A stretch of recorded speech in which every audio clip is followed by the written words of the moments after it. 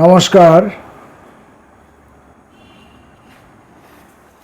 আজ পত্রিকা থেকে কবিতা পাঠ, এই পর্বে কবিতা পড়ব। আজকে কোন পত্রিকা থেকে কবিতা পড়ব বা আদৌ পত্রিকা থেকে কবিতা পড়ব কিনা এরকম মানসিক প্রস্তুতি ছিল না। অবশ্য এ কথাও আপনারা জানেন, আমি বহুবার বলেছি যে কোনো বিষয়েই আমার তেমন প্রাক প্রস্তুতি থাকে না। আমি তৈরি হয়ে এসে নিজেকে সাজিয়ে গুছিয়ে যা আমি নই সেই আমিকে তৈরি করে হাজির করি না। আমার এই যে ভাবনা, আমার এই যে নীতি বা রীতি বা আর কি বলা যায়, তো এটা সঠিক না বেঠিক সে বিষয়ে আমি যাচ্ছি না। সেটা যদি বিবেচনা করতেই হয় সেটা আপনারা বিবেচনা করবেন। কিন্তু আমি আদপেই যে আমি দক্ষ নই, সেই আমি খুব বেশি করে রিহার্সাল দিয়ে বারবার আবৃত্তি করে বারবার পুনরাবৃত্তি করে বারবার রগড়ে ঘষে মেজে নিজেকে তৈরি করে কৃত্রিমভাবে আমি নিজেকে হাজির করি না। শিল্পের কিন্তু এটা একটা শর্ত যে নিজেকে তৈরি করতে হয়, জানি। আমি যে ব্যাপারটা জানি না তা নয়। শিল্পের এটা একটা শর্ত যে নিজেকে তৈরি করতে হয়, নিজেকে তৈরি করে তারপরে হাজির করতে হয়। তো যে কথা বলছিলাম, শিল্পের এটা একটা শর্ত যে আমি নিজেকে তৈরি করে তারপরে উপস্থিত হব। কিন্তু এখানে একটা কিন্তু আছে। কিন্তুটা হচ্ছে যে আমি যে কাজটা করি সেটা কোনো পারফর্মিং আর্ট নয়, সেটা কোনো মঞ্চস্থ করার বিষয় নয়, মঞ্চস্থ করার বিষয় নয়। সেই জন্যে মঞ্চের উপযুক্ত করে নিজেকে তৈরি করার চেষ্টা পাই না, অথবা আর ভালো করে স্বীকার করা ভালো যে মঞ্চের মতো করে উপযুক্ত করার যোগ্যতা আমার নেই। সেই কারণে আমি ওই যে যোগ্যতা নেই সেই যোগ্যতার পেছনে, অর্থাৎ সোনার হরিণের পেছনে আমি দৌড়ে সময় নষ্ট করি না। আমার মুদ্রা কথা হচ্ছে, আমার মূল উদ্দেশ্য হচ্ছে যে আমার কিছু ভাবনা আছে, আমার কিছু কথা আছে। ভাবনাগুলি ভুল হতে পারে, কথাগুলি অশুদ্ধ হতে পারে, কিন্তু আমার ভাবনা বা কথাগুলি আমি অন্যের কাছে পৌঁছে দিতে চাই। এখন সেই অন্যেরা আমার ভুল ভাবনা, অশুদ্ধ কথা গ্রহণ নাই করতে পারেন, সে স্বাধীনতা তাদের আছে, গ্রহণ করতেই হবে, সেরকম কোনো মাথা ব্যথা নেই। সেই জন্যে আপনারা লক্ষ্য করে দেখবেন আমার ভিডিওতে আমি লাইক চাই না, কমেন্টস চাই না, শেয়ার করুন এবং ইত্যাদি অনুরোধ আপনাদের কাছে করি না। যদি কারুর নেহাতি মনে হয় আমার মতোই কোনো মানুষ হয়তো যিনি আমার মতোই এইভাবেই ভাবনা চিন্তা করেন, এইরকমই বিশ্বাস করেন, তার যদি ভালো লাগে তিনি স্বেচ্ছায় লাইক করবেন। লাইক কখনো চেয়ে নেওয়ার বিষয় নয়। আমাকে তুমি পছন্দ করো এই বলে আমি আপনাকে দিয়ে আমাকে পছন্দ করাবো, এটা কি কোনো যুক্তিসঙ্গত কথা নয়। আপনি আমার কবিতাটা শুনলেন, অথবা আমি যে কবিতাটা পড়লাম সেটা শুনলেন, অথবা আমি একটা কোনো কিছু ছবিতে দেখালাম, কোনো একটা পত্রিকা, কোনো একটা লেখা আমি দেখালাম, এটা দেখলেন। যদি দেখেন তারপর যদি আপনার মধ্যে কোনো রকম রিয়াকশান হয়, ভালো অথবা খারাপ, আমি ধরে নিচ্ছি খারাপ রিয়াকশানই হবে, ভালোর হবে এই প্রত্যাশা আমার মধ্যে নেই। যদি তারপরেও কারো ভালো লেগে থাকে, সেটা লটারি পাওয়া, সেটা লটারি পাওয়া। কিন্তু লটারি আমার ভাগ্যে লাগবে না, এটাতে আমি নিশ্চিত হয়ে গেছি। কারণ আমার 65 বছর বয়স, আর আমি কবিতা চর্চা করছি 40 বছরের উপর। তাই এই 40 বছরে কোনো মিরাকল ঘটেনি। কেউ এসে বলেনি যে তুমি খুব ভালো লেখো, তোমার লেখা আমাদের দাও, তোমার লেখা আমরা ছাপব, তোমার লেখা আমরা প্রচার করব, তোমার লেখার উপর আমি আলোচনা করব, সমালোচনা করব, এমনটা কেউ বলেনি।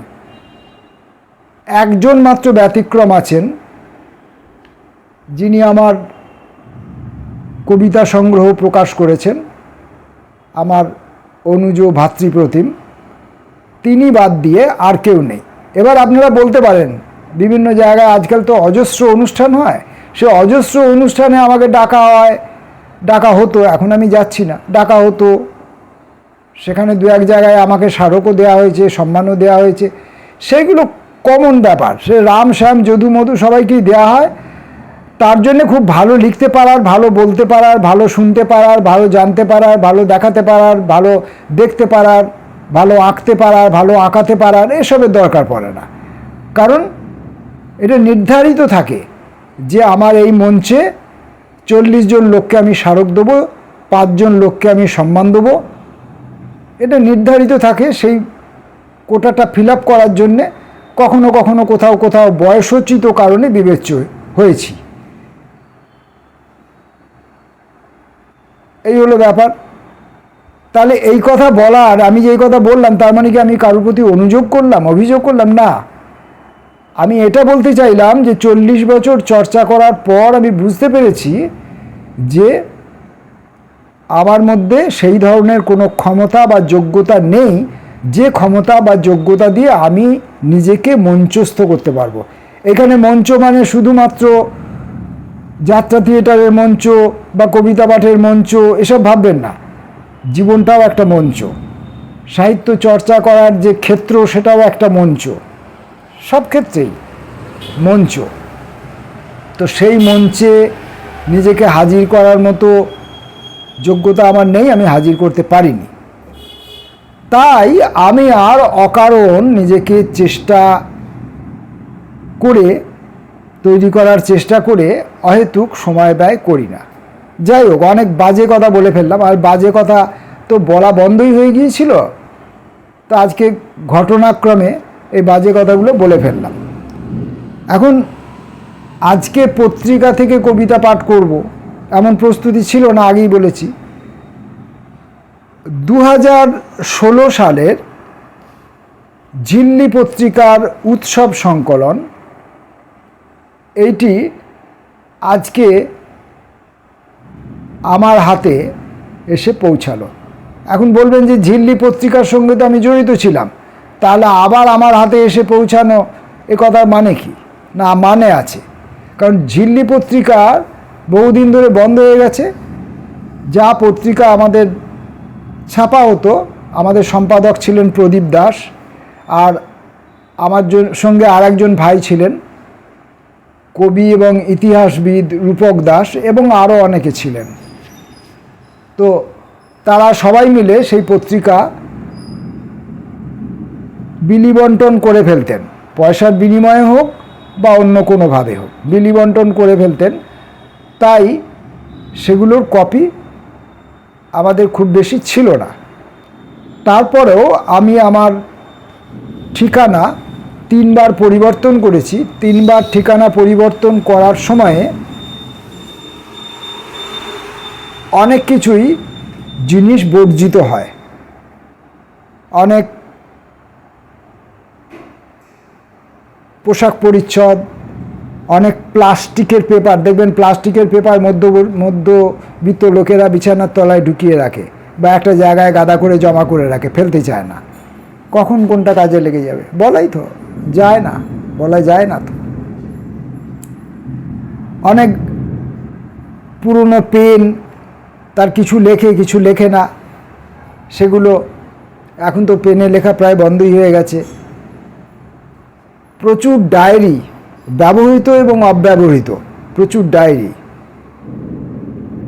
অনেক পোকায় কাটা বই। সেই বইগুলোর হয়তো অনেক বেশি বয়স।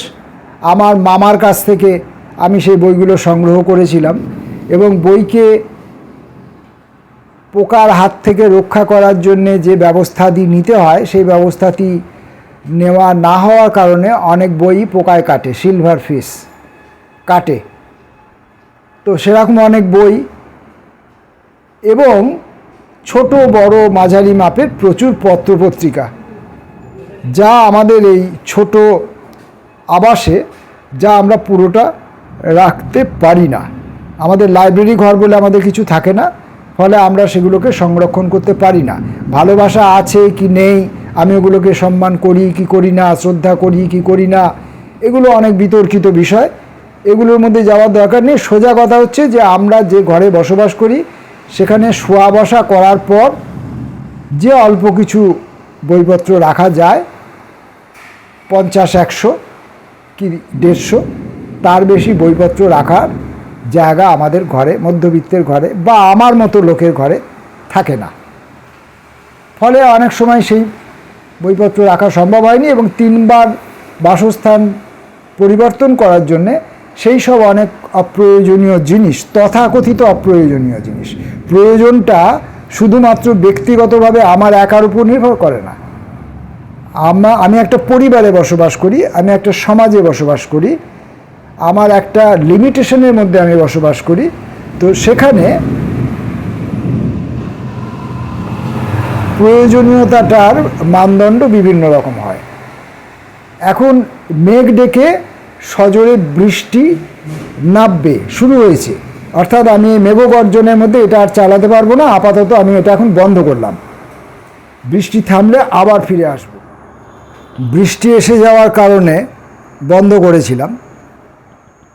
শুধু বৃষ্টি তো নয়, বৃষ্টি আসার যে ধরনটা দেখলাম তাতে আমি বন্ধ করতে বাধ্য হলাম, কারণ বিপুল পরিমাণে বৃষ্টি, খুব বেশিক্ষণ হয়নি, 15-20 মিনিট মতো বৃষ্টি হয়েছে, কিন্তু মেঘগর্জন হয়েছে বিপুল পরিমাণে, মেঘগর্জন এবং বিদ্যুৎ একদম মানে বিপুল পরিমাণে। তো স্বভাবতই লাইন চলে যাবে, এবং মেন সুইচ অফ করা, ইনভার্টারের লাইন খোলা, এসব কাজগুলি থাকে, নাহলে কখন কোন মেশিন খারাপ হয়ে যায় কোনো ঠিক নেই। তো এই সব কাজগুলি করতে হয়, এবং বেশ বিপুল পরিমাণে বৃষ্টিটা মোটামুটি হয়েছে, খারাপ হয়নি, কিন্তু মেঘগর্জন বিপুল পরিমাণে হলো। মানে আমি এই যেসব কথাবার্তা বলছিলাম সেই জন্য হয়তো প্রকৃতি ক্রুদ্ধ হয়ে উঠলো আমার উপর, বেশি ভাড়ামো করছিস। যাই হোক, আমি যে কথা বলছিলাম যে ঝিল্লির উৎসব সংকলন 1416 এই পত্রিকাটি আমার স্ত্রীর অফিসে পড়েছিল। সেখান থেকে সে আজকে বিশেষ প্রয়োজনে অফিসে গিয়েছিল, রিটায়ার্ড হয়ে গেছে অলরেডি, বিশেষ প্রয়োজনে সে আজকে আবার অফিসে গিয়েছিল, এবং সেখান থেকে এই পত্রিকাটি সে আবার খুঁজে পায় এবং এটাকে নিয়ে আসে। তো আমি তখন ঠিক করেছিলাম যে এই পত্রিকাটি থেকে আজকে আমি কয়েকটি কবিতা পড়ব, কিন্তু আমার এই যে বাজে বকার প্রবণতাটা আমার মধ্যে আজকে কাজ করলো, এত বেশি বাজে বকে ফেললাম যে আমি সময় নষ্ট করে ফেললাম অলরেডি। তাই আমি এখান থেকে সব কবিতাগুলো পড়তে পারবো না, কারণ ভিডিও অনেক বেশি বড় হয়ে যাবে। আমি কয়েকটি মাত্র কবিতা পড়ব। তো পত্রিকা থেকে কবিতা পাঠ পড়বে আজকে পত্রিকা ঝিল্লি, উৎসব সংকলন 1416। পড়ব প্রদীপ বিশ্বাসের কবিতা যাও। লিপসা ঘন সুগন্ধি আলো উঠছে, যখন তখন শেষ বিকেলের পথ ঝাপসা, নিঃশর্ত ভেজা, সারাদিন প্রায় যেন লুণ্ঠিত ঘুমে, ডাক দিলে অথচ শুনবে গা ছাড়া নির্জনতা। বুনো মেঘ চাইবে না স্ফুরিত পাণ্ডুলিপি, ফুটনোটে দেখছি কিছুই নেই দুঃখের ভাষায়। সৌন্দর্যের কোথাও তো থাকবে অনুগত বাঁক, মুঠোভর সুডৌল সান্নিধ্য থেকে কবে যে ভ্রমণ শেষ। নিষ্পত্র শরীর ভাসো, সীমিত চৌম্বকর্তে ভাসো।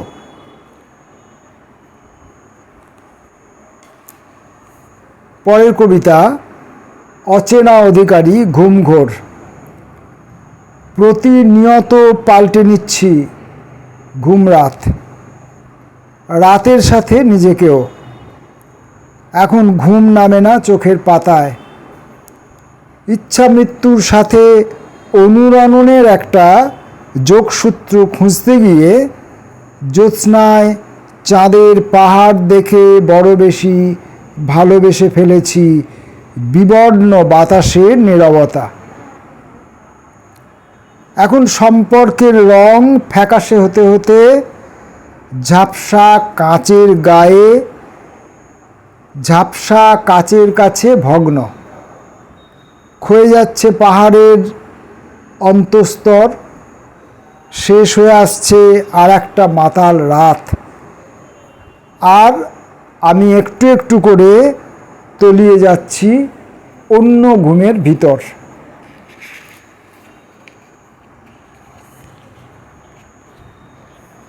অঞ্জলি সরকার, কত দূর।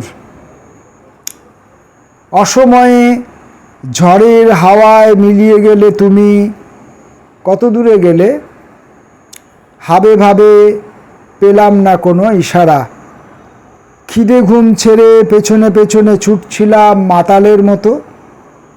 শ্রাবণের ঝোড়ো হাওয়া সব দিল এলোমেলো করে, যেন তোমারই ছোঁয়ায় ফুরাতে চাই আমি।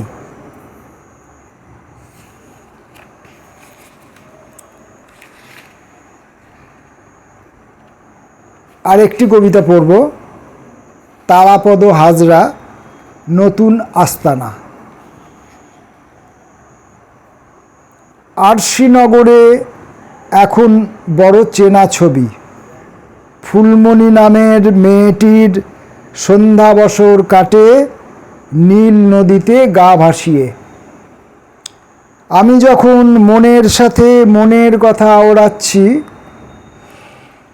ঠিক তখনই কে যেন ছোঁ মেরে আমার ভাষা কেড়ে নিল। এলাটিং বেলাটিং মন্ত্রে আমার পা ধুইয়ে দিল, আর আমি কুষ্ঠরোগীর মতো হাত পা খুইয়ে মৃত্যুপুরীর জীবাশ্ম হয়ে গেলাম।